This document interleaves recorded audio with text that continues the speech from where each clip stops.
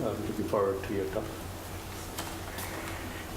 Thank you, Partha and Anna and Paul for the really kind invitation. It's a pleasure to be here. It's my first time in Spain, and of course my first time in Barcelona, and it's such a lovely, friendly city. So I don't want to leave. I'm totally happy.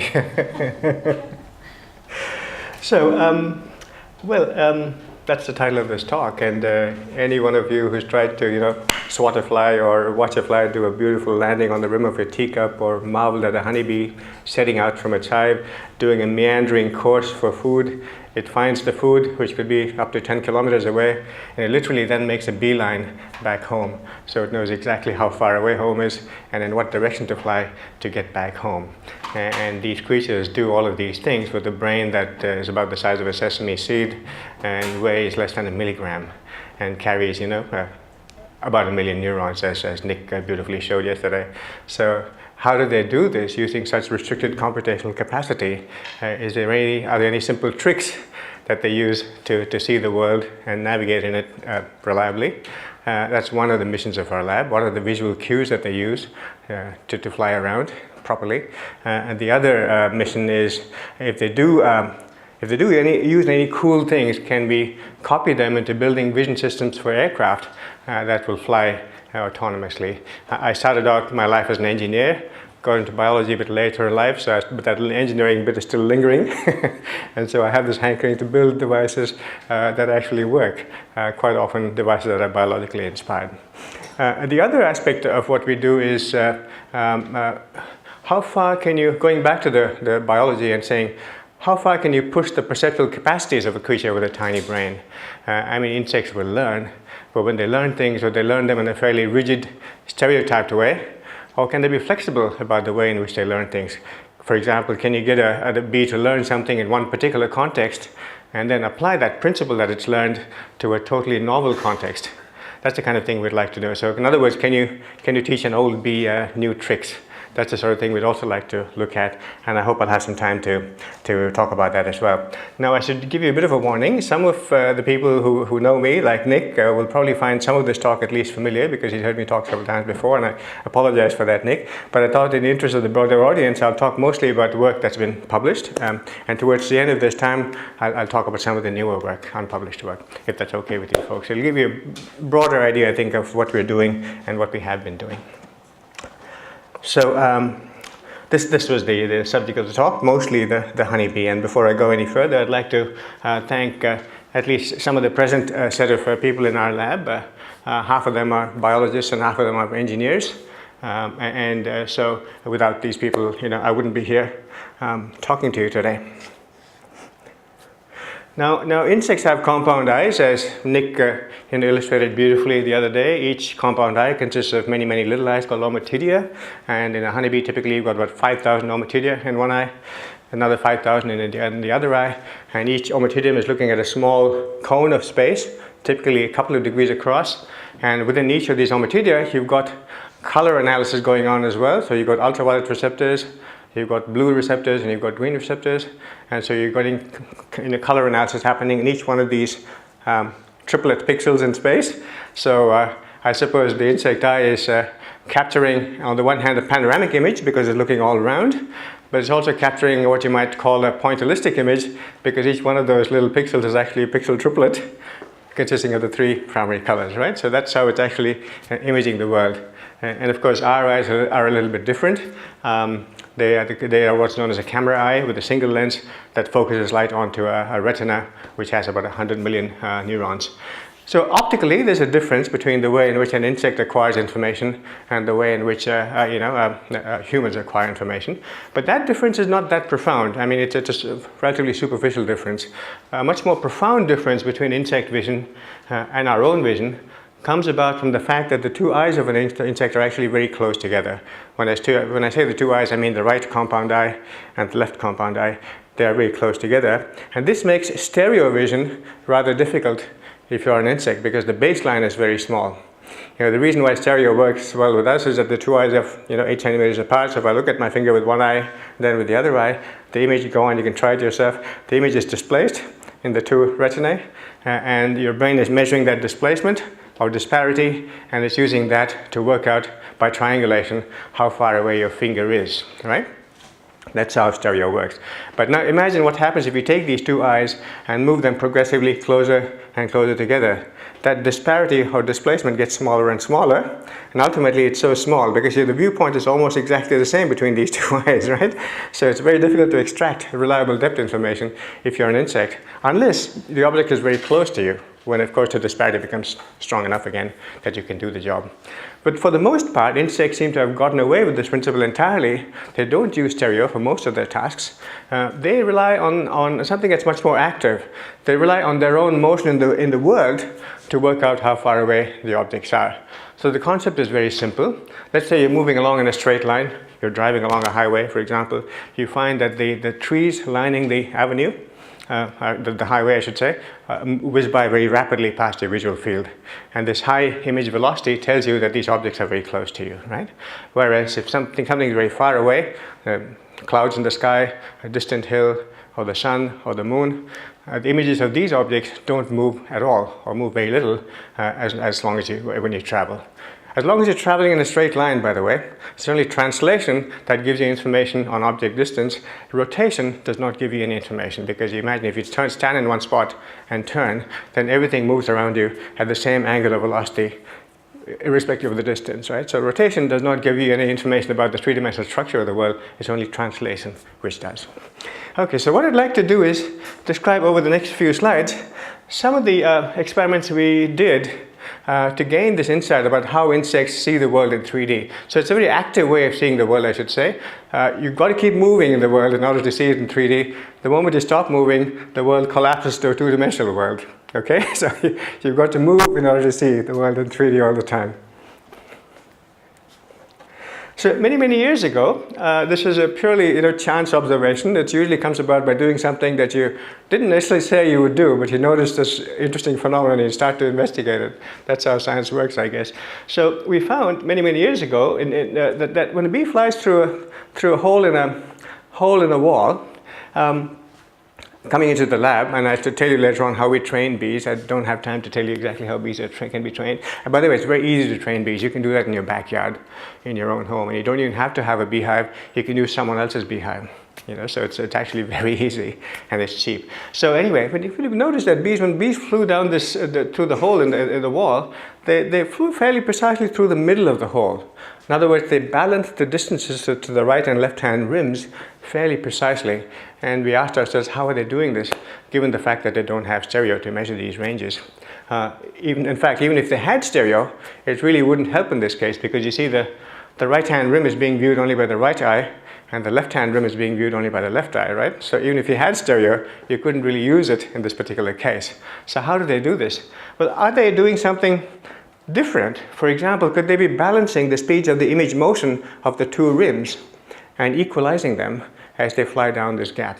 Because if the speeds are equal, it means you're flying down the middle, right? If the speed on one side is higher, it means you're flying closer to that side, so you move away from that wall, that room. Are they doing something simple like that, balancing the flows?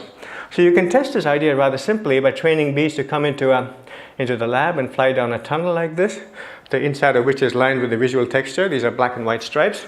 And they come to a feeder at the far end, which I haven't actually shown here, but the feeder would be somewhere there on the inside. And you film these bees from above using a video camera as they fly back and forth to the feeder and then back to their tunnel.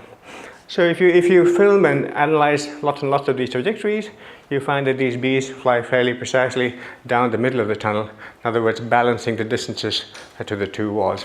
So these green bars denote the mean and standard deviation of several hundred flights analyzed in this way. There's a bit of slop there, but hey, bees are only human. It's not bad. For a bee, I think they're doing a great job, right? Flying down the middle. However, if you take one of these walls now and move them in the same direction as the bees flying, you can do this because these walls are mounted on conveyor belts.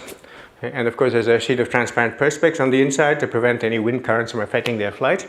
So you can produce optic flow that is either in the same direction as the bee's flight or in the opposite direction. So if one wall is moving in the same direction as the bee, you find the bee flies a lot closer to the moving wall. So what's happening here is because the bee and the wall are moving in the same direction, the image velocity on that side is reduced. So the bee thinks that wall is much further away. So it moves closer to that wall to compensate, right? On the other hand, if you move that wall in the opposite direction to the bee's flight, then the bees fly much further away from that moving wall. Because now the bee is flying one way, the wall is going the other way. The image velocity on that eye is high, very high. So the bee says, whoa, there's something dangerously close here. I better move away from this wall to compensate. So the simple experiment tells us that maybe bees really are flying down these narrow gaps, not by using complicated stereo mechanisms, but by balancing the optic flow that's experienced by the two eyes. And that allows them to steer a middle course through the tunnel or the gap through which they're trying to fly. Now, once you do this, you can also investigate this phenomenon by changing the visual texture of the patterns on the two sides. So, for example, you can have a coarse grading on one side, a low spatial frequency grading, a fine grading on the other side, a high spatial frequency grading. And over a large range of these spatial frequencies, you find that when both walls are stationary, the bees still fly down the middle, despite the fact that the temporal frequency produced on one side is much lower compared to the other side, right? So it's a little bit different from what the Reichhardt model, for example, would predict, because that's not the way the Reichhardt model works. Also, you can change the contrast on one side, make it quite different from the contrast on the other side. So you can have 100% contrast on one side, you can have 20% or 15% contrast on the other side, they will still fly down the middle. So it's a very robust system that detects image velocity. When I say image velocity, I mean angular image velocity on the eye, irrespective of the spatial texture of the pattern or the spatial contrast of the pattern. So that's what the system seems to have inside it. And when you think about it, this is the kind of thing you really want, because if you're trying to fly between two tree trunks which had different textures barks, because there are two different species of tree, you don't want to be fooled by different textures, right? You want to fly down the middle regardless of what the textures are. And that's what we seem to have in these creatures. Now, more recently, we've been looking to see if this phenomenon occurs with birds as well. And so we've been flying budgerigars, these are a native Australian bird, budgies people call them, down a tunnel again. This is a fairly short flight tunnel. And by the way, stop and interrupt and ask me questions. I come from South India, so sometimes I tend to talk very fast. So if I'm hard to follow, please ask me to slow down. If you have any questions, please ask me, because I don't need to run through all of these slides. It's more important that we have a dialogue, right? Okay, so please don't be shy. Right. Questions, okay. Since you asked for it, I have a question. Yeah. Is visual information really the only information that bees rely on when they estimate their flight speed, or don't they have such hair cells? Yeah, good question. We're coming to that. Yeah, it looks like they use that too.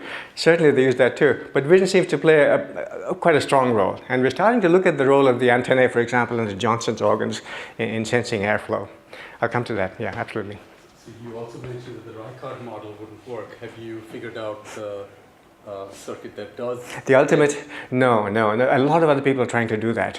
No. So no, we are not trying to. As far as we're concerned, we note this, the fact that these models don't seem to explain it, and then when it comes to the engineering aspect of our work, we do our own algorithms. We put on our engineering hat. And we say, okay, I want to extract image flow as robustly as I can, and to hell with the biology. I will use my engineering principles to know, and we develop engineering style algorithms to measure optic flow. So the principle we're abstracting from the bee is the fact that it uses optic flow to do this particular kind of navigation. Then when we're doing the engineering, we're not being slavishly biomimetic. We say, okay, I'll use that principle and do it, implement it in the aircraft in the best possible way I can. And have you done any comparative studies across flying species? No, not me. But a lot of other people are doing that. I mean, David O'Carroll is doing that. Yeah. The funny thing is, if you record from one neuron, single motion sensing neuron, then it does seem to show the Reichhardt properties. But when you look at the behavior, it doesn't. Mm-hmm. So it looks like there's something else going on. Yeah. So, from the experiment in the tunnel, it seems that the bees subtract the signal from the left and the right, trying to make sure that the difference is zero. But the subtraction can be done on different levels, right? So is it possible to experimentally tell how where along the pathway the subtraction. I think it'll be difficult to do behaviorally. Probably it'll have to be done. I mean, it could happen as late as the motor output, right? You know, you could have differential, you know, I suppose thrusts on the two wings happening, which cause this thing to steer one way or the other. So the subtraction may be happening almost mechanically at the level of the behavior. You know, it could go all the way down there. Don't know. Really don't know. It's a good question. But this experiments, you know, when you say the Reichert model doesn't work, I mean that refers to the assumption that subtraction is done. First, velocities are computed, and then the subtraction. Yeah. So the fact that velocities are computed is where it doesn't seem to, you know, fit with the Reichert model, because the Reichert model does not compute velocity in a veridical way. It computes something that's a mix of temporal frequency, the contrast frequency as they call it. So you see, you can change. So if you move patterns that have different spatial frequency at the same speed, the Reichert model will produce different responses. Whereas that's not good. That's not what our bees do. They seem to get a signal from the motion, which is proportional to the speed of the motion. They're normalizing by the spatial Regardless, it's independent of it's robust to changes in spatial frequency. I guess the experiment I'm trying to suggest is to take the two images from the left and the right wall, overlap, and present them as a single image. You could have in a closed loop experiment in a closed loop setup. Do you mean having more than one spatial frequency in the image? Is that what you're referring to? But trying to see if the nulling would happen, even if both images are presented at the same time to the same height.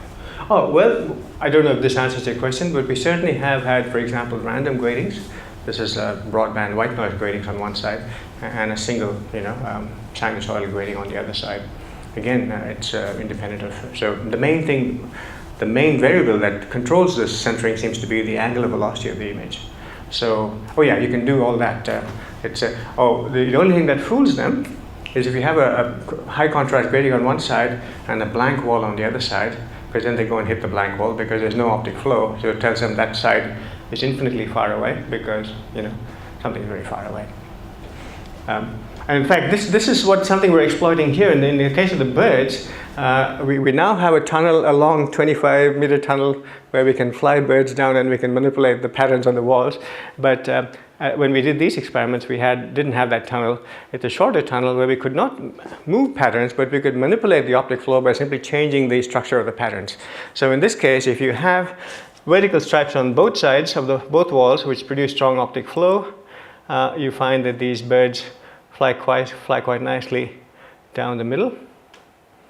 But if one wall carries vertical stripes and the other wall carries horizontal stripes, so the horizontal wall, because the bird is flying parallel to the horizontal stripes, produces no optic flow, so the bird is flying a lot closer to that wall. And the opposite is the case in this situation, where birds are flying again closer to the wall, a lot closer to the wall. In fact, they scrape their wings on that side to the wall that produces no optic flow.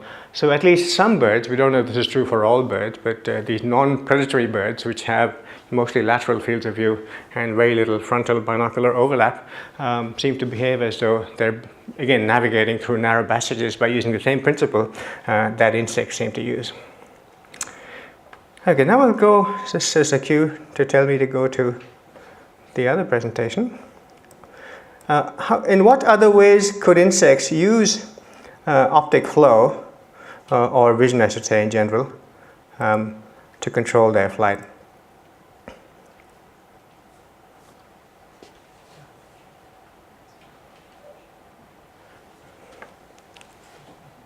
So this shows you a view of, we call it the All-Weather Bee Flight Facility, AWBFF. It's just a glorified greenhouse on top of a building which maintains a good summer-like temperature throughout the year. So it's about 24 degrees during the day and 17 degrees in the evening. So, and we have beehives inside there from which we can train bees to come and participate in whatever experiment we have planned for them. So this, in this case, is a combined optic flow and wind tunnel.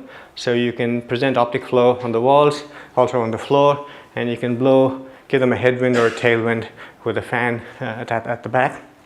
And so if you do experiments in still air and look at the bees flying down this tunnel and measure their velocity, and then what happens if you now move both of these patterns in the same direction as the bees flight, you find the bees fly a lot faster. Then when you move it in the opposite direction, it slows them down, they fly slower. And the increase in speed or decrease in speed corresponds almost exactly to the speed of the grating, speed of the pattern. So what it seems like what they're doing is they're flying at such a speed as to maintain an image velocity in the eye, an angular image velocity I should say, that's about 300 degrees per second. So that seems to be kind of a golden number that they tend to kind of try and maintain. And one of the nice things about this trying to maintain this angular velocity is that if you fly in a wide open environment, things are much further away from you, so you fly fairly fast to reach that image angular velocity in the eye.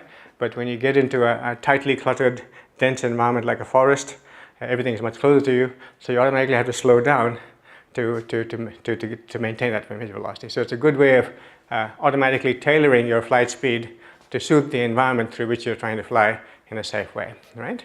And indeed, if you train bees to fly down a tapered tunnel, I don't have the slide here, but I can show it to you later if you like. Bees will progressively slow down as the tunnel gets narrower and narrower to a minimum at the narrowest point, and then when you open it out again, they fly faster and faster. So they're maintaining this constant image velocity, and that's how it helps them sort of maintain a constant cruising speed. Now, what happens if you give them wind? Well, here's what happens if you. This is now stationary. Patterns are stationary, and if the patterns are stationary and there's no wind, they fly at a particular speed here, which for this particular tunnel happens to be about 45 centimeters a second. By the way, so if the tunnel was twice as wide, they would fly twice as fast because they're trying to maintain that same angular velocity, right? But now, if you that was still air. Now, if you start blowing wind at them, they're keeping their speed quite constant. So I can hear we're blowing wind at a speed that's about 4 times the speed of their flight in still air in this tunnel, and they're still flying at the same speed. So obviously, in this case, they're not looking at the air speed because their wind sensors will be telling them that they're flying at a huge speed. They're looking at the optic flow speed and keeping that constant. So at least in this case, it seems like they're taking account of what's happening to the environment and using that to regulate the flow rather than using the air. In some senses, in some ways, it makes sense because you don't want to be fooled by what the wind is doing to you. You want to maintain a constant speed relative to the environment, right? And so, because you want to get from A to B. If you're flying in a headwind that's equal to your cruising speed, you might think you're going a long way if you're sensing just the airspeed, but you wouldn't be going anywhere, right? So it's nice to be able to have a visual reference. Okay, what happens with crosswind? So here's one of my former colleagues, Peter Kraft, trying this devilish experiment. So he trains bees to come down this feeder, and in the middle of this tunnel, he hits them with a blast of crosswind. So that's what's happening there, and we film them from above to see what happens. And here's a video of this runs, hopefully, of a bee entering this crosswind stream. So the crosswind is in this section of the tunnel all the way, blowing from up to down in this image, and you can see it's being pushed off to one side rather severely. This next experiment is done with not a blank pattern on a blank structure on the floor, but laterally oriented stripes. See what happens here. The bee gets blown off again, as you can see. Okay. Now the stripes are oriented axially.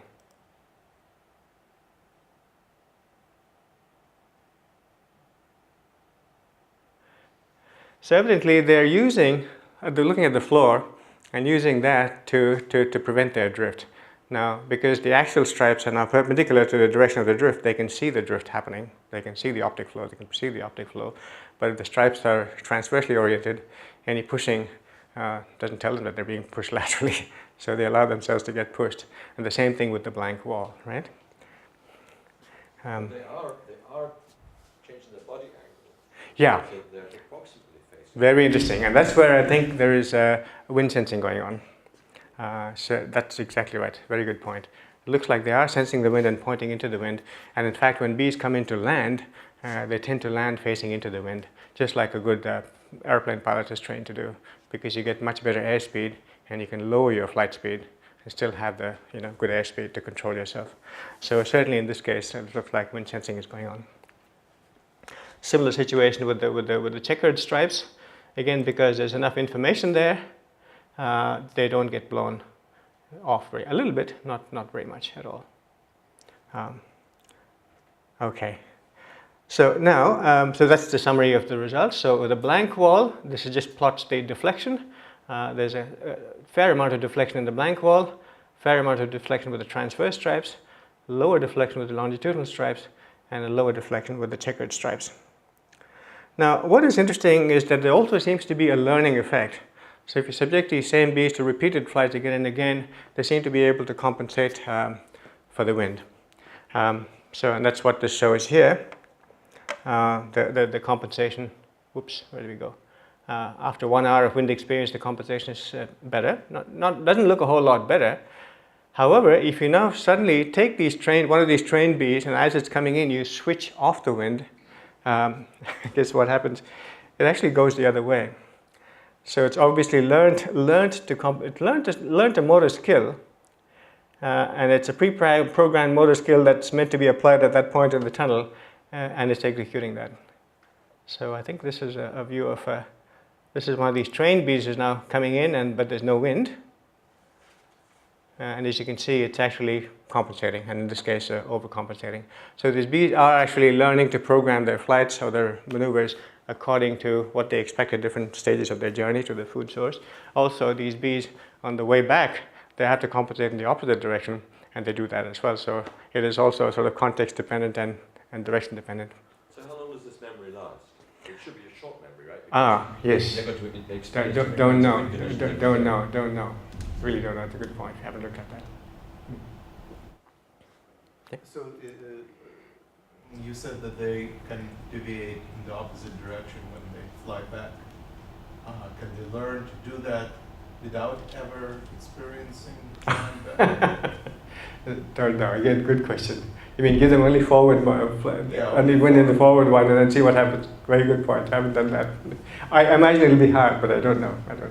Have you noticed any individual differences between bees? Not in this particular experiment, but certainly in a lot of experiments, other experiments, bees are very individual. I mean, the learning rate is very different from bee to bee, and even there's this general pattern of flight and the way in which they tackle the problem, so to speak. When they're training them in a Y maze to distinguish between two objects or patterns or colors, different bees behave quite differently. They have individual, almost like personalities. I see. And I do not know this field, but is there any honeybee genetics going on? Yes, the genome has been sequenced, so a lot of that is probably just going to come in the future. So yeah, so about 10 years ago, the honeybee genome was sequenced, and so there's a lot of stuff that will come out of that ultimately.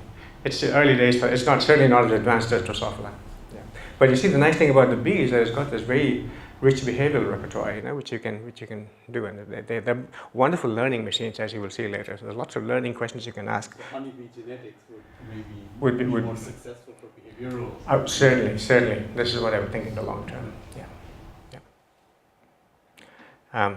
Okay, so let's go away from that. Back to the other one. Oh, what happened there? My God.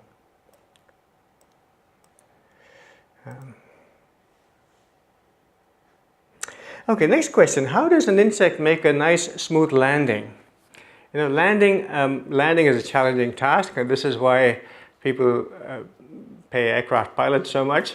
As you approach the ground, you've got to decelerate appropriately so that when you get close to the ground, you don't hit the ground and crash the aircraft and hurt yourself.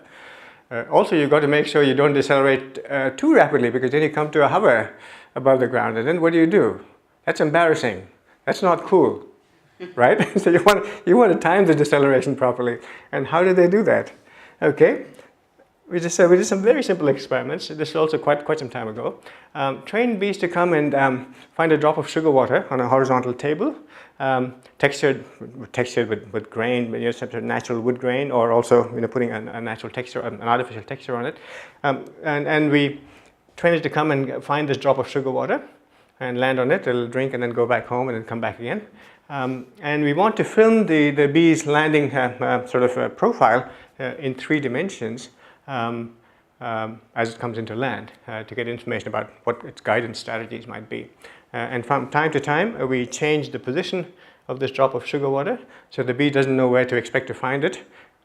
She has to come and look for it and then finally land. So by the way, I say she because all of these bees that we work with are females. It's only the females, so the foragers that go out and do all the hard work. The males don't do any work. They've got only one thing on their minds, and that certainly isn't foraging, right? So we work only with females. So that's the experiment. And so to film it in 3D, you can do it several ways. You can do it with multiple high-speed cameras, which is what we do nowadays. But in the early days when we started, we had just one camera. And here's a neat technique that one of my colleagues, Jochen Zeil, and one of his students, Rüdiger Feil, had developed many years ago. And this is to use a single overhead camera, but take advantage of the morning sun or the afternoon sun, because then the sun causes the bee to cast a shadow on the ground like this. And if you look at this vertical camera and you look at the image of the bee as well as its shadow, it turns out that the horizontal displacement between the image of the bee and its shadow is proportional to its height above the surface. So by using just a single camera, you can reconstruct the entire trajectory of the bee in 3D. It's a very simple, nice technique. By the way, we're not saying the bee is using its shadow to guide its landing. That's a very interesting possibility, but that's not what's happening. We've done experiments. We are using the shadow to reconstruct the trajectory of the bee in 3D. So here's a very simple example of a landing trajectory. These are successive positions of the bee that's coming into land, successive positions of the shadow. And as you can see, as time progresses, the bee and the shadow get closer and closer together, which means the bee is losing altitude. Finally, when the bee and the shadow made contact, that's when touchdown has occurred, right? And this vertical rod here, 16 centimeters long, casts a shadow 20 centimeters long. And so as long as the sun hasn't moved too much during this landing episode, which it hasn't, you can use that as a yardstick to basically read off these heights, right? So it's a very simple way to reconstruct things in 3D. It's almost embarrassingly simple, actually. So here's one example. Successive positions of the bee coming into land, successive positions of the shadow. That's the shadow marker, and this is the reconstructed trajectory. So in this particular case, the bee is coming like this and done a landing. Okay, so for each one of these trajectories, and we've analyzed lots and lots of these, you can measure the following parameters. You can, during the landing process, you can measure the height above the surface and see how that evolves as a function of time. You can look at the forward speed, see how that decreases as a function of time. You can look at the descent speed and see how that changes as a function of time. And you also look at the descent direction. There's lots and lots of data here, but I don't want to bore you with all of that. But the most interesting and most consistent and most compelling observation to come out of this is shown in this particular figure here, which shows examples from 4 different landings in 4 different animals. And what you find is that if you plot the horizontal flight speed of the bee, this is the horizontal component of the flight speed of the bee, versus its height above the surface, you find this relationship. So what this is telling you is that when the bee is flying high, it's flying fast. When it's flying low, it's flying slow, right? Okay, but not only that, this linear relationship between flight speed and height is telling you that it's keeping the angular velocity of the image constant as it's coming into land. And this automatically makes sure that as the bee gets closer and closer to the ground, it's flying slower and slower. Okay? Now, if you were sitting in a plane, for example, and looking out the window, and the pilot is coming into land, and you look at the floor, the ground beneath you, as he comes into land, the ground appears to be moving faster and faster. That's because the pilot is not slowing down. But if you were to slow down appropriately to make that image velocity constant, then you automatically slow down so that when you finally make contact with the ground, you don't burn your feet, right? When you think about it, this is a beautiful way, a beautiful autopilot to land, because you don't need to know how far away you are from the ground, and you don't need to know how fast you're approaching it. All you have to do is to measure the image velocity and keep that constant, and it gets you down on the ground like magic. Yeah, go on. Do we know if this is a technique that only really applies to bee scale? Would a jumbo jet trying to do the same? It could in principle. We've applied it to our aircraft. These are model aircraft. It should work. The only issue might be to get, if you're rapidly flying aircraft that's flying fast and close to the ground, the image is moving very fast. So if you want to, okay, two things. If you're trying to do it with a fixed wing aircraft, this technique requires that you fly arbitrarily slow when you're going very close, when you're close to landing. And if you're a fixed wing aircraft, you'll probably stall. You'll go below your stall speed. So it will work perfectly for a hovering aircraft like a helicopter or one of these quad rotors. For a fixed wing aircraft, as what we're using this technique up to a certain point, and then not using that anymore. We're using stereo to do the final touchdown. Yeah. So there's a problem with that. But bees can hover. You see, they can fly at arbitrarily low speeds. So it really works for them.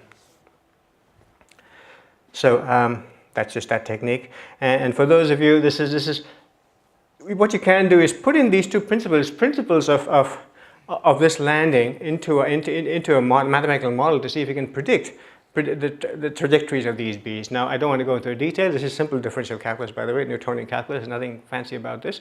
And we're not saying bees are doing calculus in their brains. We're just us doing calculus to see if we can make some predictions about what the trajectories should be like. And one of the predictions of this strategy turns out that height should decay exponentially as a function of time during the landing process. And if you look at 4 of these examples, you find it fits an exponential function rather nicely. The other prediction is that the cumulative horizontal distance traveled by the bee during this landing process should also obey an exponential function going the other way. And that's what you find there too. You get a very nice fit with the thing. So this landing rule seems to actually be what the bee works, as far as we can tell, at least as far as the predictions that we can make. It seems like it actually seems to be the way that they do it. Okay, now what happens? Okay, yeah? If it is landing not on the ground but on a little twig. Yeah, good question. Now we're moving towards that. This is the next step, which is landing on a vertical surface. Now, when you're landing, as Partha said, if you're landing on a horizontal surface, the pattern of optic flow is mostly one of translation. It's front to back motion of the ground. But if you're, let's say, docking on a vertical surface like this, as bees do that often when they land on a flower or get back to their hive, for example, then they're approaching a vertical surface and the pattern of optic flow is quite different. It's a pattern of image expansion. It's like watching a Star Wars movie or something like that. Different pattern of optic flow. And what do they do in this case? So here bees are being trained to come in, fly through this aperture here to the center of that spiral disc, and they crawl through a little tube there, and there's a sugar water feeder at the back. And they're being filmed with high-speed cameras, in this case 2 cameras, above and to the side, to reconstruct the trajectories in 3D. And what you seem to find, if you plot distance from the target as a function of time, you again see a really nice, beautiful exponential function. So those red dots, red circles, if you can see them, are the mean values at various points of time. The blue curve is the exponential fit, and the green curves are the standard deviations of the data. So it's a very nice fit to an exponential curve thing. And what this is telling us here is that they're keeping the rate of expansion of this image constant as they're coming into land. And again, the same thing works. If you approach an object at a constant speed, then the rate of expansion will blow up. It'll get faster and faster as you get closer and closer, right?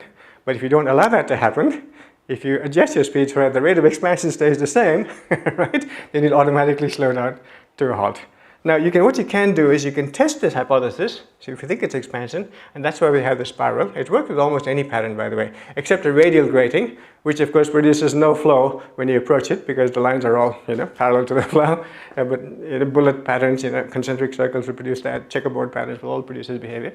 But if you take a spiral, which also produces this thing, the nice thing about a spiral is that you can augment the rate of expansion or reduce it by spinning the spiral one way or the other. Right? So you can test your hypothesis about whether they are using radial expansion by seeing what happens when you perturb that rate. So what happens is if you spin the spiral in such a way as to increase the rate of expansion artificially, then the bees hit the brakes.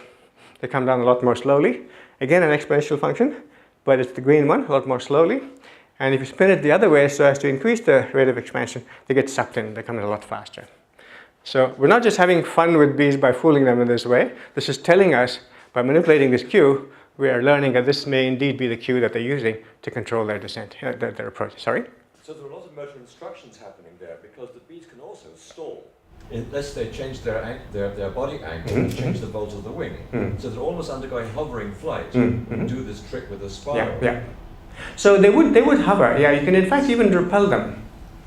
So there's a lot of alterations of the motor program induced by this just one simple stimulus. That's true, but I suppose ultimately I think this is just my guess, I don't know, I wouldn't know for sure, Nick, but I would say that there's a high-level command that says, okay, now you've got to fly at this velocity, this speed, and then the elaborate motor control program takes over from there and decides what the attitude of the body should be, what the stroke plane of the wing should be, and all of that.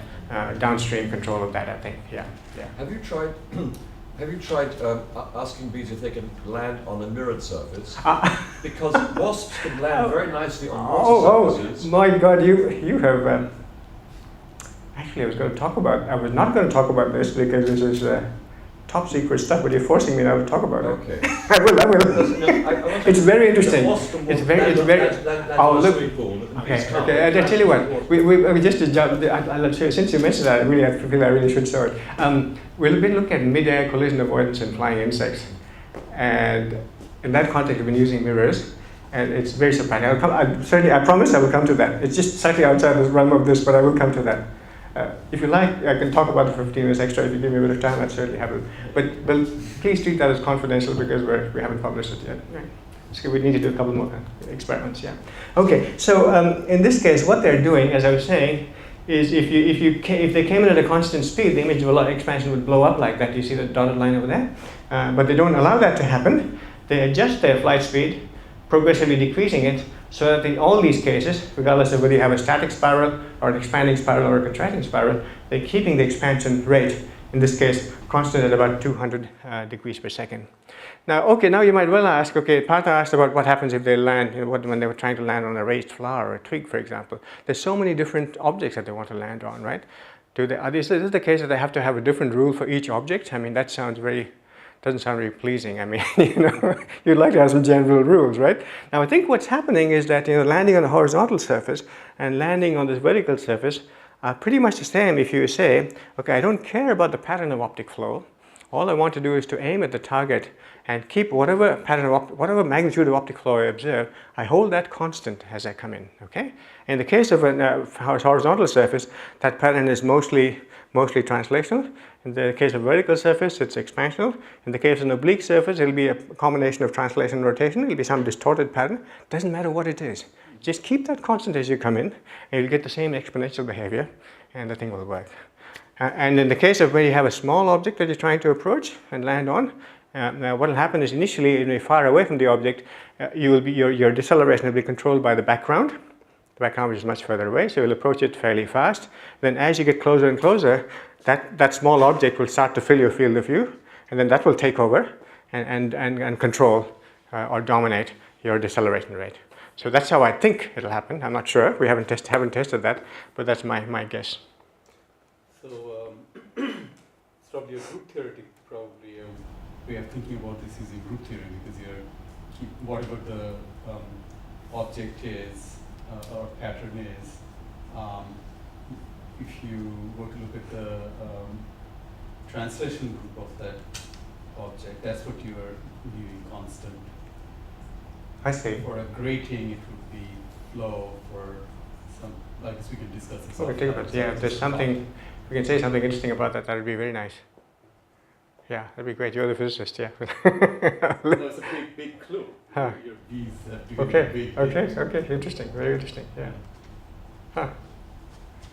Okay. So now, what happens finally at the very last moments of landing? What we seem to find is that, and I hope if this video runs, we will run that. So as the bee comes into land, during the final moments, it seems to hover. And it hovers at a rather constant height of about 10 millimeters above the surface. And then it seems to know exactly how high it is and when to lower its undercarriage and finally, make contact with the ground. So and at that point, it actually isn't moving much at all. So we think it really can't be using optic float, those very last final stages, to gauge the distance. It must be using something else, and it looks like it might be stereo. So so what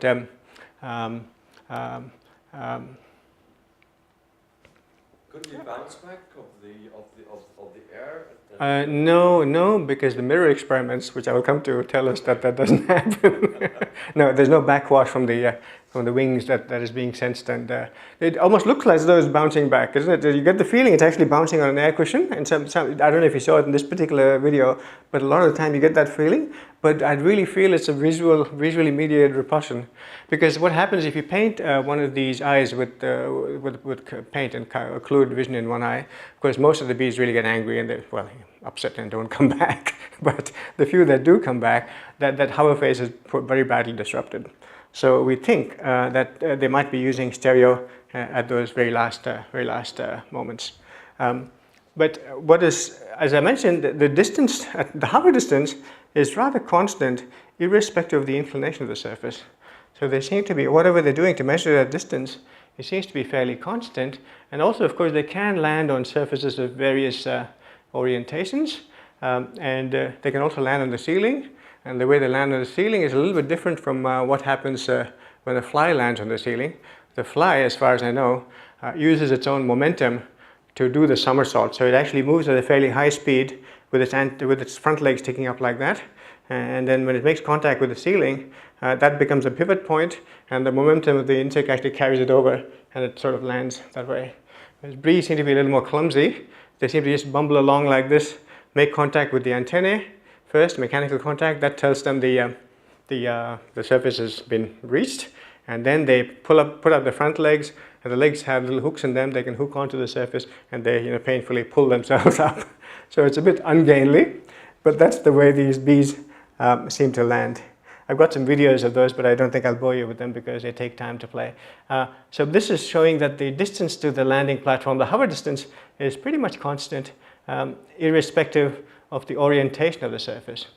Now what you find, though, is that if you look at the orientation of the antenna, or the antennae, I should say, when it's hovering, for surfaces of various orientations, it seems like they tend to place the antennae, orient the antennae roughly perpendicular to the surface, more or less, regardless of what the orientation of the surface is, within limits, of course. They can't move the antennae that much, but certainly over a large range, it seems like they're pointing perpendicular to the surface. And we were just having a bit of fun trying to see how they might be doing this. So here's an experiment where they're trained to come on this to land on this vertically textured surface to get a food reward. And then we give them these illusory surfaces that seem to simulate, for example, a floor on the one hand and a ceiling on the other hand, and a perpendicular wall on the other hand. And if you look at the antennal orientation, it seems like they really are pointing down with the floor one and up with the ceiling one. So the bee's brain is computing, texture from the slope from texture gradients is what the vision scientists call, I think, assessing the orientation of a surface based on the texture gradient. I think this illusion is called the cafe wall illusion or something, after the person who first discovered it. But it sounds like these bees have that capacity too. Okay, next question. How does the bee work out how far it has flown? This is something that bees need to do, because not only do they need this information for two reasons. One is they have to come back, revisit the site, so they have to know how far to go to get the site again. Also, they have to come back and advertise to the other bees through their dance how far away the food source is. Now, do you folks know about the honeybee dance? Does anyone know? Is this all totally common knowledge? Shall I skip it, or would you like me to sort of explain it very briefly for those of you who may not know the details? Okay, very, very quickly, I'll show you. So the idea is basically the dance is performed on the vertical surface of a honeycomb. It consists of sort of a figure of 8 pattern like this, consisting of alternating left and right hand circuits. And every time the bee has finished one of these loops or circuits, she waggles her abdomen in a very stereotyped way. And it turns out that the duration of this waggle is proportional to the distance to the food source. So the longer the duration, the further away the food source is. And also there's other information being conveyed, namely the direction of the food source, and that's conveyed in terms of the orientation of the axis of this waggle with respect to the vertical. So if this axis now is tilted 40 degrees to the right, clockwise in other words, with respect to the vertical, it means that a bee is watching this dance and wants to go out and find the food source, will have to fly at an angle that is azimutally 40 degrees to the right, of the azimuth of the sun to get to the food source, right? So the position of the food source is specified in sort of polar coordinates, if you will, a distance and a direction, right? Any questions? So it's a very symbolic dance because, it's all happening. It's a language, almost a language. And the direction of the vertical direction is assessed. They have no gravity. It's all done in the darkness of the hive. So apparently there are ways to do that. You can measure the way the abdomen hangs relative to the body when you're oriented in different ways. That gives you a hint about where the gravity direction, what direction the gravity vector is. Also, by the way in which the head hangs over the thorax. If you're facing up, the head tends to hang down, and so the sensory hairs in the chin, just like they are in my case, which make contact with the chest and tell the bee which direction there's gravity, right? So, question? So the accuracy with which the signal is being sent, do you have a way of measuring it like? Yeah, we haven't done it ourselves, but other people have looked at it. So what they find, curiously, is that if the distance as the distance gets larger and larger, the angular accuracy in the pointing direction seems to get better.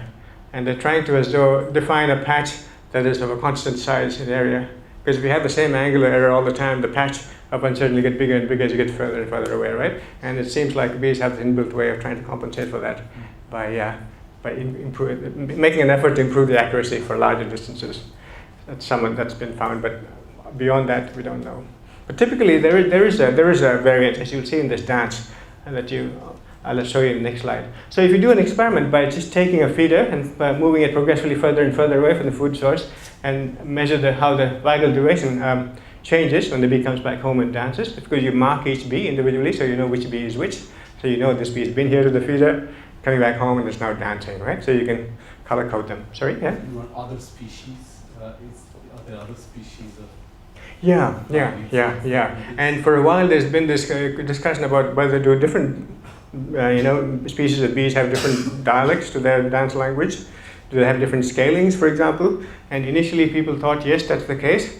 But then they found out, as we'll see later, that a lot of the differences they saw may have been due to differences in the landscape through which they fly. Because only later people realized that bees are using optic flow to measure how far they've flown. And that can be drastically affected by the landscape through which you fly. So all that data has to be revisited, I think, to see if there are, different differences in dialect.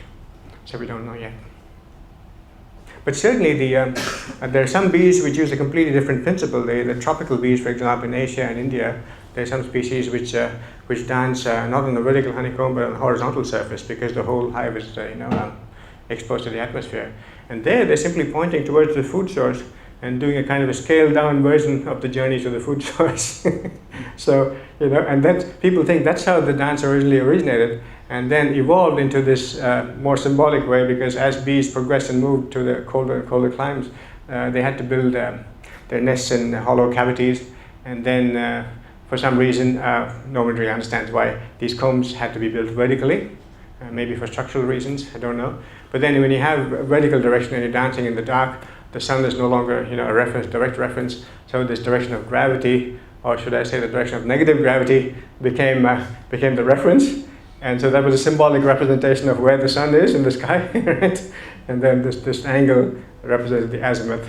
So it's a kind of a translation of that original simple code to a much more encoded code, should I say, in the modern Italian honeybee. So here's an example of a bee dance. It's the marked bee marked in yellow, that's dancing. And as you can see, there's a fair amount of scatter in the data, but every time she's pointing roughly vertical, that's when the waggle occurs. Yeah, do you agree? And so this is telling us that that you should fly in the direction of the sun, because vertically upwards symbolizes flying into the direction of the sun.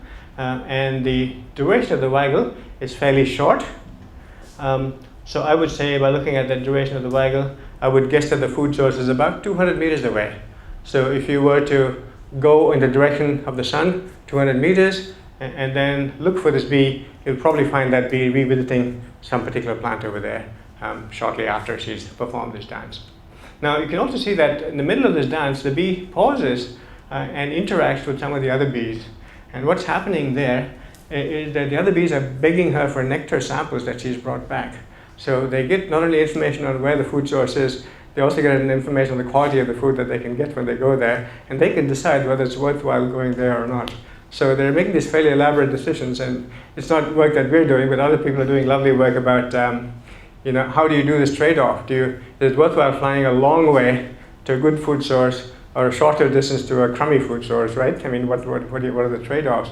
And it looks like they're really looking at the ratio of calories brought in to calories consumed to getting there, and they're trying to maximize that, because you want to maximize the resources of the colony, right? So it looks like... How many times does it go around the loop? That depends on its enthusiasm for the food source. There's an indicator of how enthusiastic the food source is, and that's defined by two things: the number of loops, and also the quickness of the loop. So the return path, if the return path is very quick, that suggests that there's an indicator of how enthusiastic the bee is. It's almost like it's very anxious to do the next waggle. So those two measures are the measures of the quality of the food source, and of course the direct taste, which they're getting as well. And this kind of this exchanging of nectar is actually quite an interesting thing, which we'll come back and revisit. Now, a little thing about detail about this waggle dance is what I showed you on the right-hand side of this figure, and this typically happens when the food source is much. Sorry, question? Do we know if all the bees that have decided to follow the waggle dance, when they come back, they'll dance as well, or if it's the discovery? Depends on how enthusiastic they are. If they like it, they will. Yeah. So it seems like a voting process almost. So there are different bees advertising different food sources, and these potential recruits will go and check out a few of them, and they will come back and dance to the one that they think is the best. And so you gradually get a build-up of consensus towards the most profitable food source. But you do have to have scouts which are checking out other potentiality all the time, because you never know when this food source will dry out, right? So you've got to be on the vigilant lookout for other food sources too. So there's, go on, yes, please, question? What's the information shared? Is it mainly visual, or it's proprioceptive that like the other bees? During the dance, it is probably proprioceptive. It's probably mostly wind current based too, because a lot of this dancing, although we're seeing it in bright light, it's done in the darkness of the hive. There's not a lot of light. Visual input might be some of it, but certainly wind currents, substrate vibrations, all of those are being picked up as well, we think. No one's really studied that very well. Most of the dance communication is studied with looking at visual signals, but there's probably a lot of sophisticated acoustic information being transmitted too, which we haven't studied yet. No one has studied it yet. So if a food source is very far away, then you get this waggle dance. Typically when the food source is a distance much bigger than 50 meters. But when the food source is very close to the hive, the dance breaks down to what people call as a round dance. So the waggle phase disappears, and there's no longer an indication of the direction of the food source. It's just a dance that says, hey guys, there's something very close to the hive within the radius of 50 meters. Just look around your hive and you will find it. So that's the symbolism of the round dance, right? So armed with these two pieces of information, we can actually put bees in sort of interesting circumstances in the lab, make them fly through artificial tunnels, and come back and see what they do when they come back home and dance. Because dance is a perfect, beautiful window into the bee's mind. It taps into the bee's perception of how far it thinks it has traveled under peculiar circumstances that you can set up in the lab to work out the mechanisms, right? And so that's what we've been doing, or we did a few years ago. And here's one of these experiments.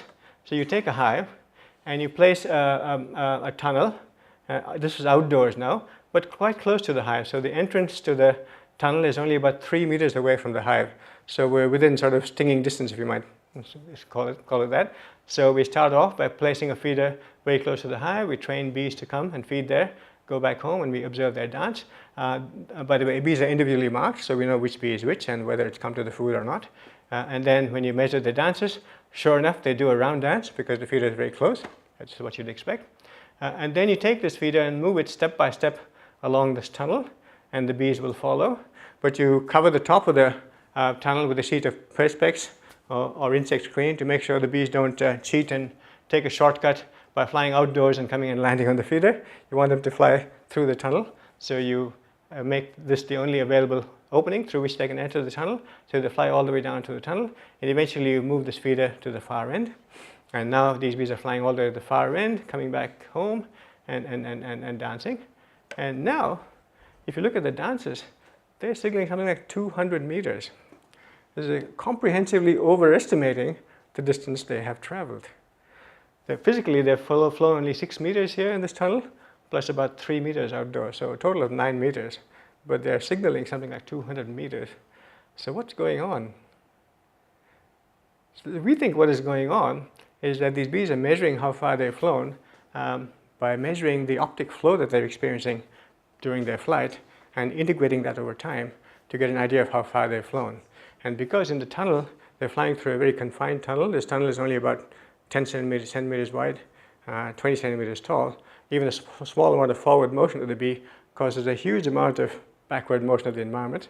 So the magnitude of the optic flow is huge compared to what they'd experience in outdoor flight. So when you integrate that over time, you get a huge integrated magnitude, right? And it makes the bees think they've flown a long way. Now you can test that hypothesis by removing the optic flow and see what happens. And this is what we do with this tunnel with horizontal stripes or blank stripes. And now in this case, the bees fly the same physical distance, but they register no optic flow, and they go back to a round dance. Because the odometer here is not ticking because there's no optic flow, so the bees don't think they've gone very far.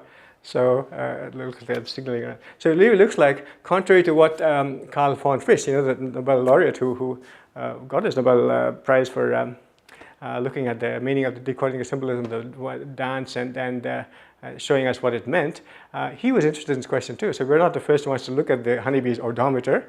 He looked at it first, and he did some very clever experiments. He took bees, trained bees to fly from a hive to a feeder outdoors. This is now, let's say, 500 meters away. He made them fly back and forth, and he measured the dance, and sure enough, they were signaling 500 meters. And then he put some tiny weights on these bees. And when they came back, same bees, when they came back and signaled the dance, they were signaling a much bigger distance. And so he said, aha, they must be using energy consumption or something like that to work out how far away they've gone. Well, you and I would do that, wouldn't we? I mean, you used to feel much more tired when you've gone a long distance. That was his conclusion. But we think what was happening there is that the act of putting on these weights makes them fly closer to the ground. That magnifies the optic flow generated by the ground. And so it produces a bigger reading. So obviously when you make these changes or perturbations as an experimenter, you've got to make sure you're perturbing only the variables you want to perturb and not other accompanying or attendant variables, right? So we think that's what's going on. So it looks like, at least for short to medium range distances, we're not saying energy consumption is not used at all. It's probably still used for much longer flights. But certainly for short to medium distances, it seems like vision is the main guide, and it's really this optic flow again. Now you can ask... Could you perhaps do a feedback study where you measure how fast the bee is flying and adjust the optic flow to flow? Oh, we'd love to do that. We're trying to do that. We have a virtual reality setup that one of my students has built. But for some reason, unfortunately, bees do not cooperate in this virtual reality environment. They know that something is wrong, I think. Because flies seem to work very well in this virtual reality environment. And I myself, as a student, PhD student, many years ago, got flies in closed loop. It was no problem. With bees, different story. Somehow they just don't, they ignore the visual stimulus.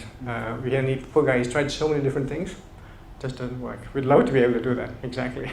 Even speed regulation, can you we try to measure thrust of the bee in a simulated optic flow environment, simulating flying down the tunnel to see if it could regulate to this magic number of 300 degrees per second. It just doesn't pay attention.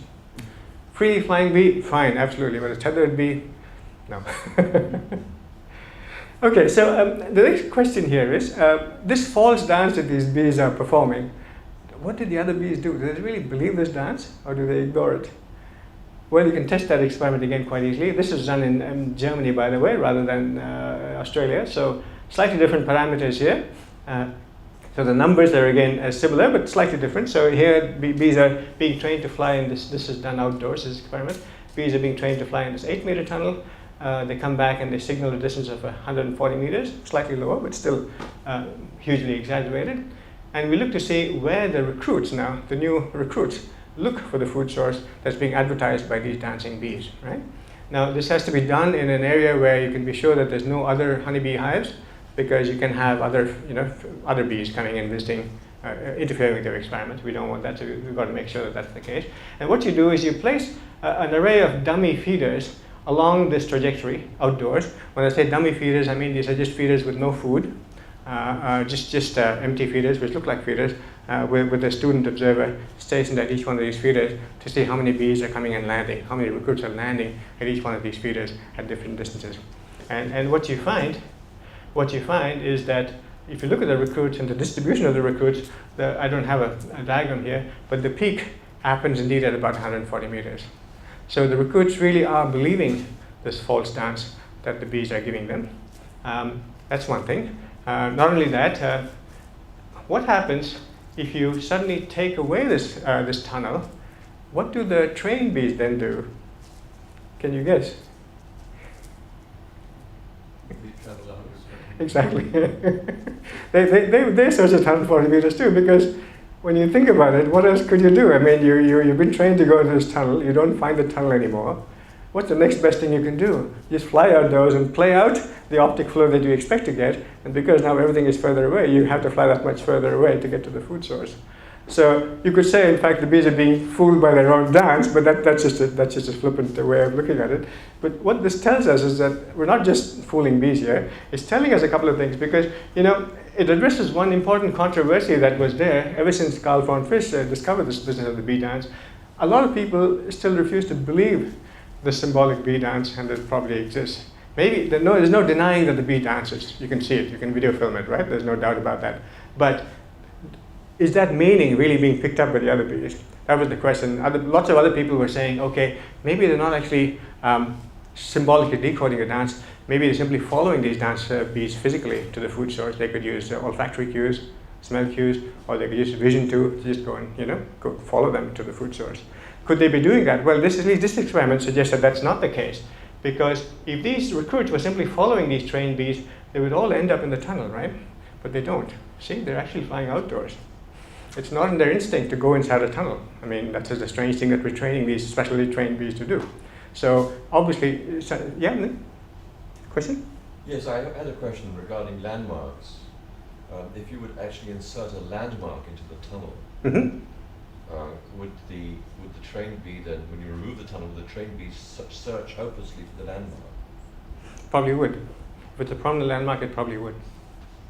Certainly, we have done studies where, in the landmark, in the context of odometry, we have inserted landmarks along the route to see if they can be used to improve the accuracy of the odometric signal, because, as you know, if you're integrating a signal over a long period of time, the errors build up cumulatively, and the further away you fly, the larger the error, right? But you can reduce that error dramatically by putting a landmark, interposing a landmark, halfway or 3/4 of the way down the tunnel. Then the scatter in searching becomes a lot shorter. And also, if you move that landmark this way and that, they seem to reference their last segment of their flight to that landmark. So it's as though they're restarting an odometer every time they hit a prominent landmark to reduce the error, the cumulative error. Yeah. Any other questions, by the way? So what this thing is, it addresses this controversy and says, the bees are really interpreting the dance symbolically the way Carl von Frisch originally suggested. So von Frisch can keep his Nobel Prize. He was absolutely right about that. He was wrong about the nature of the odometer, I think, but he was absolutely right about the dance. Okay, next question. How are we doing for time? Another question. How long can the bees remember that somebody has done a waggle dance? So do they hold on to that memory for a while and then fly off? Yeah, I don't have the exact answer to that, but certainly they've done this kind of experiment in the context at least one day, because they've done experiments to see whether what happens during the course of the day when the sun changes its position in the sky. Do they allow for that when they fly out? And they do. So it looks like they have an internal clock which tells them how much the sun should have moved, changed in azimuth, and they compensate for that or take that into account in flying out. So at least a day, I would say. And the other thing is, once a bee has learned the route to a particular food source, it doesn't need to know all this information anymore. It simply relies on local landmarks and pattern recognition, knowledge of the route, just like all of us do. But it's effectively holding this kind of conscious memory in its head. Yeah, oh yeah. I mean, in terms of remembering routes per se, bees will even remember that over winter. People say that, in the northern hemisphere climates where it's cold and the bees don't do anything in the winter months. At least 2 or 3 months, they're totally dormant in the hive, right? So bees that have visited a particular food source late in the autumn, before the hive shuts down for the winter, those same bees will go and revisit those locations early in the spring. So they've held that memory for that particular food location over the entire winter. That's very interesting, because I mean, in the natural environment, the optimal foraging sites change from week to week. Oh yeah. So if they have one fixed memory, they're going to make mistakes a lot of the time. Sure. No, I think so it's they have to be able to yeah. shift this memory. Oh yeah. I think it's just purely based on I think it's based on the fact that during the winter period there's nothing else there that could potentially erase that memory. I think, and so it remains until the next. Or else they have lots of different stored memories. How many memories can they store? That's something we looked at a little bit too. So it looks like at least 2. Maybe not more than 2. At least in one particular context experiments I'll tell you about later, we're looking at scent-triggered recall of memory for different food sources. And there it seems like they can remember 2 food sources but not 3. So they can associate 2 different food sources with 2 different scents. But if you try to add a third location and a third scent, it seems to break down. So yeah, there's a limited number, I think. And I'm sure these overwintering bees, when in the next spring, when they went out and they didn't find any food source there, that memory would not be used anymore. It would be erased. I imagine it would build up new memories then. So okay, now we're talking about, we'll move on to the business of cognition, if I may. How are we doing for time, by the way? I don't want to overstretch it. Is it okay? Shall we carry on? So when I get the first rotten tomato, I will stop. Okay. So now here we're trying to push the perceptual capacities of a bee. We're not looking at navigation per se anymore, right? So a lot of work has been done with looking at, for example, maze navigation in rats and primates and all kinds of creatures. But as far as we know, at least the time when we first started this, very little has been done with insects. And so we look to see whether, for example, can bees be trained to fly through complex labyrinths? And here's a simple study done quite some time ago now. So bees are being trained to enter this labyrinth here, fly through this maze, and some of these boxes have more than one exit. And in that case, they have to learn to choose the correct exit. And the correct exit is labeled by a green label that's placed beneath the correct exit hole, right? And the way you train these bees is to train them to come to a feeder that has a green tag, a green label on it. And then you move this feeder step by step through this labyrinth. And they learn to fly through this correct hole that has the same colored label.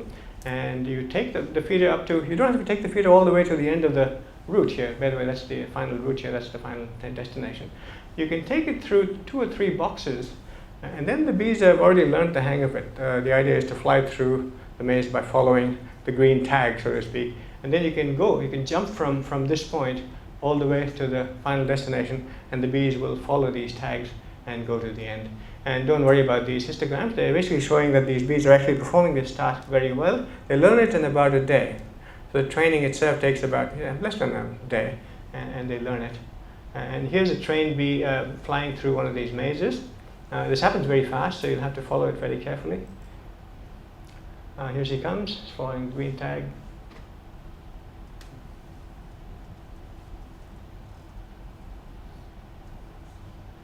And there she is. So that's the reward there. So that's in 5 seconds she's actually gone through the entire maze. And so once they've learned this task of knowing that the name of the game is to follow the green tag, you can take them through any maze or just follow it. You can even make them go round and round in circles for a while in a maze, but we'd never do that. I mean, that's too cruel. Is there a color signaling the way out? No. Curiously, they can never learn to find their way out. That's something, every time we try to train a bee to do something on the way out, after it's had food, it's very difficult. Even something simple as color discrimination, to choose the correct exit based on blue versus yellow. Blue is the correct exit, yellow is not. They can't. They just become so positively just phototactic. They'll go towards the brightest point, which seems to be the instinct to get out of the flower, and the whole learning mechanism seems to be temporarily shut off. Very interesting, because as soon as they come back to the hive, which could even be only 5 seconds later, right, if the hive is not very far away, again the learning mechanisms are working, because you can train them again in the hive when they're going back in to pick the correct exit to go back in. So it's so context dependent, and yeah, it's amazing that those first few seconds after they've had their sugar water, it's as though the brain is gone. There's some biochemical switch there which just puts the bee in a different mode. It's just this getting out of the flower mode, I think. There was an old experiment by Alan Anderson, and he showed that hungry bees can be trained to discriminate broken up patterns, broken up squares, broken up triangles. But when they're sated, they wouldn't be able to discriminate those. They can only discriminate simple triangles and simple squares. So that the sated bee could still learn, but a much simpler. Oh, actually, I didn't know that. Didn't know that. Yeah, I didn't know that particular experiment with Alan. That's very interesting. Very interesting. So it's something to do with What do you think? The extent of desperation, or the No, I think maybe it's more tuning to flower-like structures, multiple contours versus hive entrance. Maybe interesting. Yeah, don't know. Yeah. I read a while back the book called The Mason Bee by Faber. You're probably familiar. The thing that I took away from it was that the Mason bee has these very complex behaviors, but if you interrupt one of the stages of the behavior, it cannot actually recover. Yeah. I wonder, I mean, since the honeybee is so smart. It's funny. We see that sort of behavior too in mazes sometimes. You know, when they come in and they find something is unfamiliar, you suddenly change something drastically. They will almost, it's like doing a double take. They will go back and then try again. So it's as though they said, "What happened? This movie is not working the way I expected it to run." You know, and so they come back and try again. So I don't know if it's related to what he describes. More, you're looking at the flight behaviors, but if you look at other behavioral patterns, you're creating circumstances in which you are training the bee. But I'm wondering, in the bee's own ecology, in its own world, are there complex tasks it has to perform where there is variation that it learns to adapt around? You see why I'm asking the question, is that you're creating a laboratory psychological circumstance, but is this capacity that the bee has useful to it in its own life? Some of them might be. In some cases, we're really using the bee as a laboratory rat, saying how far can you push the cognitive capacities. In some cases, I think it might. It depends on the particular experiment. So this would be probably unrealistic. I mean, you probably wouldn't find a case where you have to follow a trail, you know. Right. But in the normal behavior, there's certain things where I think we'll come to in a bit, which will probably address that question. I think. But serious work on the ability of scouting bees to find an optimal nesting site or spawning site. Exploring the cavity, cavities and logs and trees, and then assessing the dimensionality of these cavities, and then deciding, well, that's the one that I've got to lead the hive to. Yeah. But there again, it seems like there's a consensus voting there, because different bees are coming back, which have explored different potential new hive sites, and they're dancing, advertising these new hive sites, and the other bees go and check them out. Yes. And apparently there's a consensus being built up, just the way there is for food sources. Right. Again, so it's very interesting. There's a voting process going on there too. Yeah. But the actual ecology of the site is quite a complicated one. Yeah. Absolutely, and they're measuring things like the surface area of the cavity, the volume of the cavity, so they have a good sense of the size of the colony itself, their home colony, right? So all that has to be built into that, you know, the enthusiasm for that particular hive, which they indicate by the number of loops in the dance, has to be taken into account. Okay, so that was just a fairly simple, so we even gave these bees a fairly broad hint as to how to go through this maze, right? Because we gave them this green tag. And what happens if you make that tag not just a simple following of a dumb tag, but a little more symbolic? So there's a new version of this maze game where this is now a directional symbol that's being, the direction to the hive is being, through the maze is being indicated in a more symbolic way.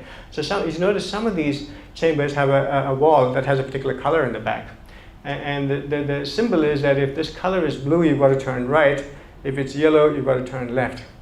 And it turns out that bees can learn this rule and navigate through the maze just as well and just as rapidly as the simple rule of just following a tag, which is kind of surprising to us for a bee. I don't have a video to show you this, unfortunately. And this is, of course, the most the proper maze where there's no symbolic tags at all. There's no symbols. Bees just have to learn the route. You train them through this route. They have to learn it, and then finally get to the reward. And they learn this unmarked maze as well, but obviously not as well. Not as well as in the other two cases, but they still learn it. And what is interesting is that this is the only situation in which they actually learn the route. In both those other cases where they've learned the route through using cues, and once you train a bee by using cues and you remove these cues, the bee is totally lost. It has no idea where to go. It's only the bees that are forced to learn the route that really learn the route. And in this case, in this way, I think bees are rather human, because if you're driving somewhere and your passenger is navigating, you never learn the route, do you? You learn the route only when you're forced to learn it yourself. And that seems to be the same thing with bees. How long does it take? This unmarked maze will take them about 5 days. Takes them a lot longer. Delayed match to sample. This is something that maybe some of you are familiar as psychophysicists. The idea is, can you learn to pick the matching symbol? You're given one symbol, one visual stimulus, for example, a blue disc, and then later on you're given a blue disc versus a yellow disc. And if you've been shown blue in the beginning, you've got to pick the blue disc. You've been shown yellow, you've got to pick the yellow. So you've got to store that sample stimulus, as they say, in your short-term memory, in your working memory, and then use that to match the appropriate stimulus in the decision chamber. This has again been tried with monkeys and pigeons and so on, but never tried with insects before. So we thought we'd try it with insects. And so here's the matching task. Bees come into this cylindrical sort of maze configuration. So if they see a yellow stimulus at the entrance there, when they go into a decision chamber, they're given blue versus yellow. If they choose yellow, they get a reward. And similarly, if they see blue, they have to choose blue, and then they get a reward. And so you can train them quite easily. They can learn to match the stimulus. And you can do this with patterns as well, so differently oriented patterns. So matching the orientations of patterns, again, that works just as well. You can train them not only to pick the matching symbol, but the non-matching symbol, the one that's opposite. That works just as well. You can also measure the duration for which this information can be retained in working memory by simply increasing the distance between the sample stimulus and the decision chamber. Just simply, the longer they fly, the longer they have to remember the stimulus. And if you do that experiment by seeing how this deteriorates as a function of the distance, or in fact the time, it looks like they can hold the sample for about 5 seconds. It's about the same amount of time that you'd probably be able to remember a telephone number between the time you see it in the phone book and the time you actually go to dial the number. Now, not only that, you can also transfer this matching concept across sensory modalities. So you can train bees to match odors or scents. So the training is done with 2 different scents, maybe lemon and mango. I can't remember what the scents are. So it experiences a scent over here, and then when it goes to the other chamber, it has to pick the chamber that offers the matching scent. So they can learn the concept of matching in the scent domain, and then immediately transfer it to the visual domain without any subsequent training, right? So if you do this training on colors and you give them, training on scents and give them colors, they will do the matching on colors without having to be trained. So they've learned the concept of matching in a fairly general way. This is something else. This is some of you may have seen this image. Has anyone seen this image before? Have you not? Okay. Well, if you look at this, what do you see? Do you see? Probably see the birds in the distance. You see the young lady over there. You see the mountains over there. But if you look a little more closely, you might be able to see. I found a laser pointer here. You might see these hands and the fingers. You might see the flute, and you might finally even see the face. Does everyone see everything now? So these are all camouflaged objects, right? But once you will never look at this image in the same way again. So every time you see this image, all of these hidden camouflaged objects will leap out at you, because our brains have this thing called top-down processing, where once you know what to expect, the brain has this amazing capacity of reaching down into pulling out the signal, even though it's buried in noise, and extracting it, right? Because it knows what to expect. So this top-down processing is the amazing thing that we have, and we wondered whether lowly bees have top-down processing as well. So what we did was we tried to see if we could train bees to distinguish between 2 camouflaged objects here. You can't really see them because they're camouflaged, right? But you might be able to see them. So these 2 stimuli are placed at the end of 2 ends of arms of a Y maze. One of them has both of them have randomly textured backgrounds, but in front of this one, you have a textured ring, which you might barely be able to see. The pixels, the black-white pixels on the ring are slightly higher contrast than the ones in the background. I've tried to depict them that way so that you can actually see it, hopefully, but it doesn't show up very well in this particular projection. So there's a textured ring here placed in front of a similarly textured random background, and on this side we have a textured disc, a bit like this, the same shape. placed in front of a similarly textured background. So these objects are camouflaged, and the only way you can really cause them to pop out and be visible is by moving towards them. If you sway from side to side, for example, there'll be relative motion between the images of the target and the background, because the target is actually closer to you than the background, right? So you get this parallax, and that'll cause the object to pop out. But if you look at a static image, it's very hard to see those. So what we did is we tried to see if we could train bees to distinguish between these two stimuli by training them in the Y maze. And of course, when you do this training, you keep swapping the sides to make sure they're not just learning to go to one particular side and learning that that's the side that carries the food reward. You've got to keep changing them as you do in standard Y maze tests. But they can never learn this task. So you can train them for 5 days, which is a long time in the life of a bee. And typically a bee comes in about 30 or 40 times every day. So there's a lot of rewards, reinforcement, they never learn it. However, if you start by giving them uncamouflaged versions of the same objects, right? And train them on those. This is a black ring against a white background, a black disk against a white background. They will learn it nicely and quickly. And then, if you show them the camouflaged versions, they do it right away. So, this prior knowledge of what the target is meant to look like, is priming their brains and helping them find the hidden target, right? Okay. Not only that, you can now take these trained bees and expose them to new camouflaged objects. This is now a horizontal stripe here. That's a vertical stripe here. Both of these are camouflaged, but you don't have to pre-train them. They will now learn to distinguish these two things without pre-training. So what's happening is that these bees have actually learned to look at the world in new ways, to use the motion parallax to make the objects pop out. So this right? It's conceptual learning, basically. This is conceptual learning. Yeah, it's learning a new way of looking at the. Yeah, exactly. Kind of higher order learning, which we think was quite nice for a small creature. Okay, so very finally, I'll just to show you this one last thing, and maybe we can stop. So when you look at this image, do you smell lemons? At least I do. It works for me. So it's associative recall, right? I mean, we all have associative recall. You can listen to a piece of music or a song, and it'll tell you about something that you might have heard when you were. Could remind you of something you were listening to when you were a kid at school. Or you could get a whiff of perfume or cologne, and it might remind you of someone that you knew a long time ago, but you don't want to necessarily talk about anymore. Associative recall is a very powerful phenomenon, right? We have it in all of us, and we wondered whether even lowly creatures like bees have something like this. So here's the experiment, and this is actually done in our backyard. I mean, what's nice thing about bees is you can actually do simple things in your own backyard, and it doesn't need a lot of money. But don't tell that to my granting guys, because they will stop funding me.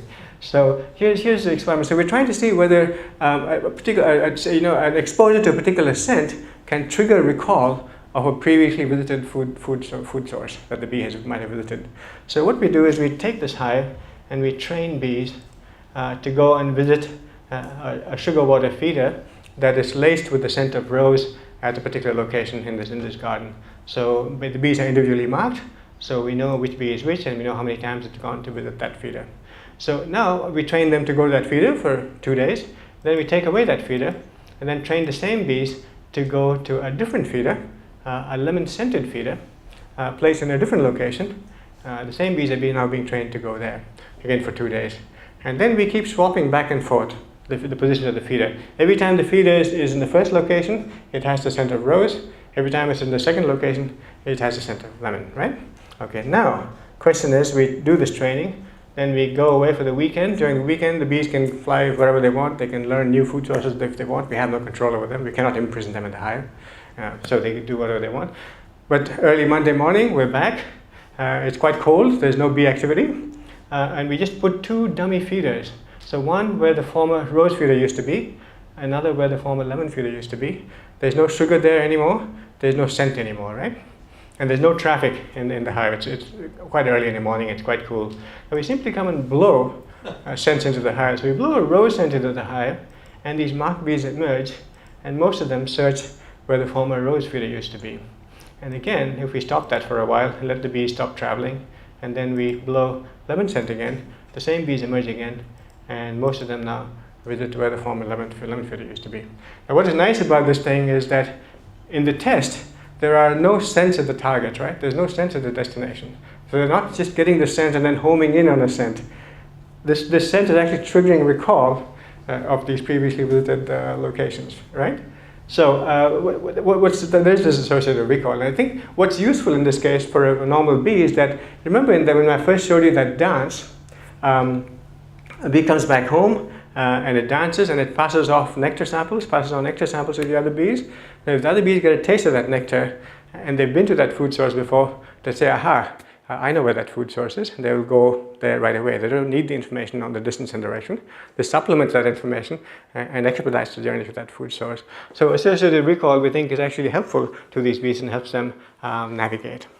So I think in the interest of time, I'll stop this thing. I won't tell you about the machine vision work, but if there's any time over the next few days when you feel you want to learn about our machine vision efforts, I'm happy to talk about that. But I'll just stop here and thank everybody and take any questions.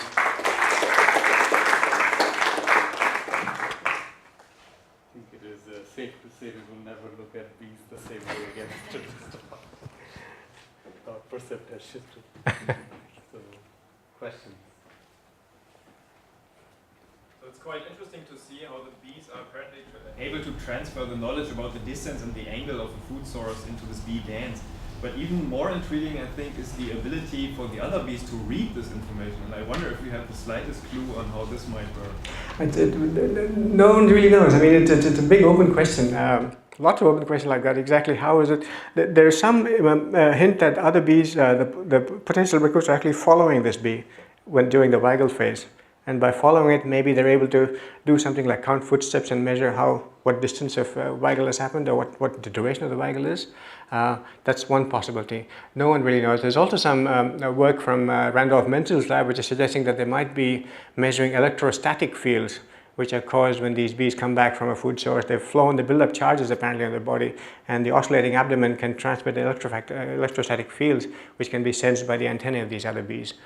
No one really knows. The other question is, how does this information stored in the bee itself? Because it goes to a food source, comes back, it has to remember that. How long can it remember that distance? Is it a charge in a membrane in a neuron? Or is it a particular place neuron that's firing in the mushroom bodies? No one knows. There's lots of really amazing questions that should be answered. In the same direction, is different hives use different dances? I mean, is something cultural on this kind of dance? So you mean, when you say different hives, do you mean different species of honeybees? Yeah, or different locations of the same species. So the thing is, with the same bee, if you change the location, that dramatically changes the odometric reading. The dance becomes longer or shorter depending upon the environment. So, for example, we did some experiments where we flew bees over a lake.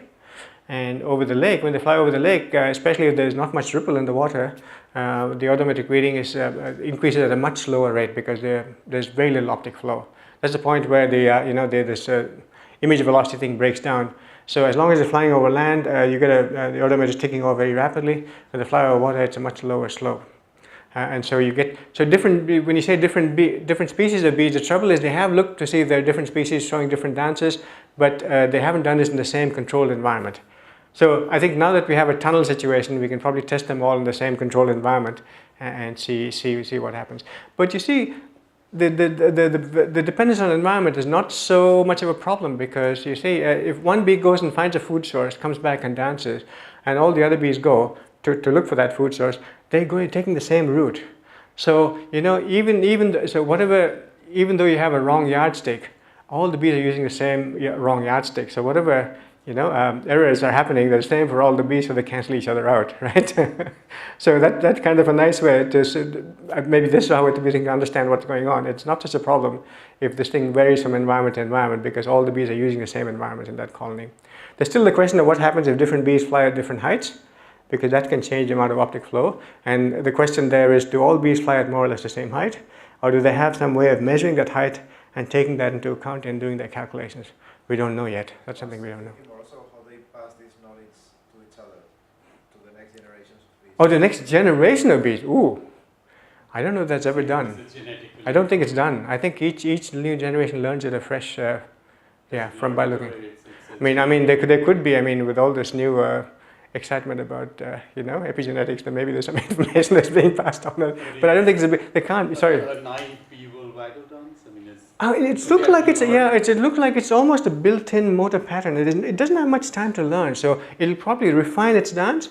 So it's a bit like maybe an infant has the basic gait pattern built in, and it's refined. So in that way, my suspicion is that the dance pattern is actually almost pre-programmed, but refined during the first, remember the first 3 weeks the bee is not foraging. It's sitting inside and acting as a nurse bee.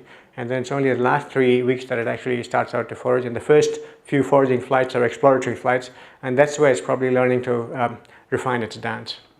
And exactly how that's done, really no one knows. That's a very interesting question. Right, but you could raise naive bees which have never seen any dance And see what happens. Yes, and see what happens. I don't think anyone. Same study as people have done with isolates. Very interesting. Yeah, very interesting. Very interesting. Yeah. Songbirds in isolation from other songbirds. Yeah, that's very interesting. I don't know if that's been done. That's a very interesting thing. Isolate bees.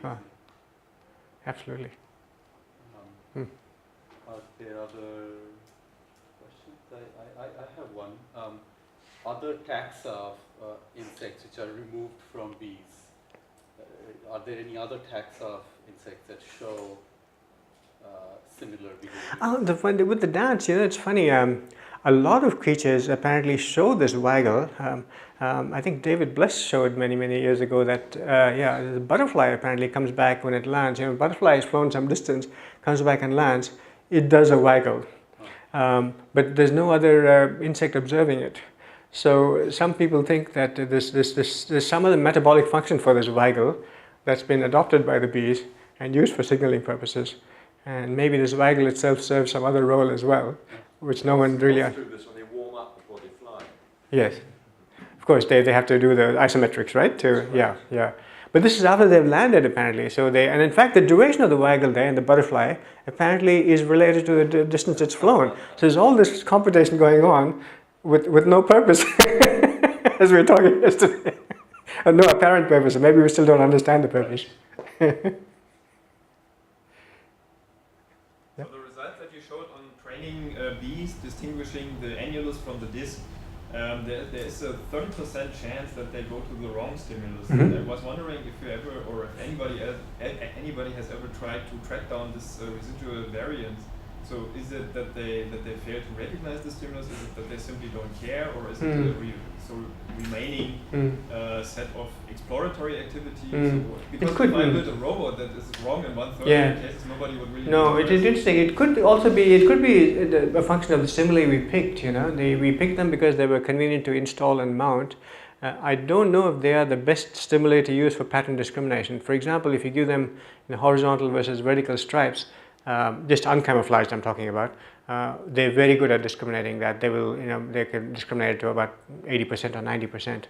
Again, color discrimination, almost 100%. Very good. So I think part of it may be just this particular set of patterns we picked, and maybe we should have picked better patterns for that. Okay. Well, let's thank Mandyam for this absolutely. Thank you.